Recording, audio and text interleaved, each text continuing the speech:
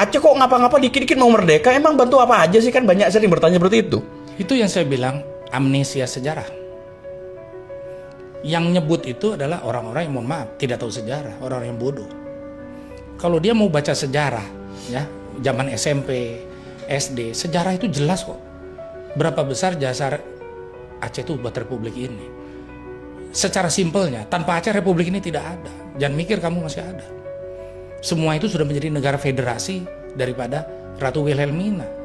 Kita sama aja kayak Malaysia sekarang, atau Inggris di bawah protektorat Inggris. Aceh tidak.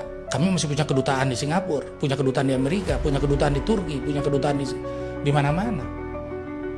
We are still state, ya, sovereign state. Dan kami membantu Republik ini untuk bangun. Gitu. Jadi kalau udah bilang ngapain sih Aceh itu kenapa selalu sebut-sebut merdeka? Dilihat dong sejarahnya. Ketidakadilan.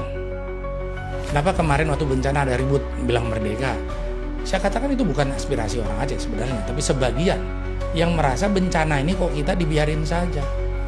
Jangan dibilang bencana itu kita dapat bantuan mendadak, tidak. LSM, kami dari Kesultanan dan juga Kesultanan Aceh yang lain yang setengah mati berjibaku dari hari 0, hari H1.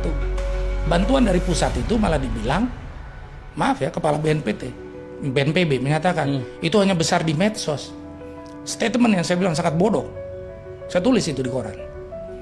Tidak lihat hanya berdasarkan laporan asal Bapak Senang. Berapa ribu yang meninggal, berapa ratus desa yang hilang, 23 desa wipe out. Artinya apa? Desa itu musnah. Itu kan bukan bencana di medsos, itu bencana real. Ketersinggungan itu, merasa tidak diperhatikan itu, yang kemudian ditangkap oleh Presiden Prabowo dengan dia datang ke Aceh dan nginap di Aceh. Menenangkan. Saya peduli, bahwa yang nggak peduli itu oknum ya. Menteri bawa karung beras 5 kilo, ngapain? Itu kasih buruh aja. Yang perlu kita itu, dari kamu menteri, bantuan apa yang kamu bawa dari departemen kamu? Rencana ke depan pasca rekonstruksi bencana itu apa? Kami tidak butuh seorang menteri jadi buruh ngangkut beras.